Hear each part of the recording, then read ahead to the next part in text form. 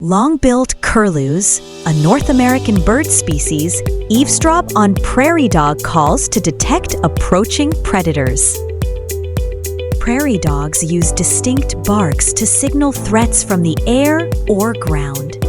When nesting curlews hear these alerts, they flatten themselves against the earth, becoming nearly invisible on the plains. Without these cues, researchers were able to get a remote-controlled predator within 16 meters before the birds reacted.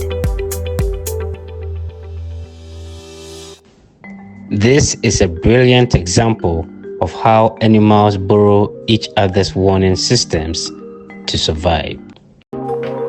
This is Kokokem. Subscribe for more science updates. Thank you for watching.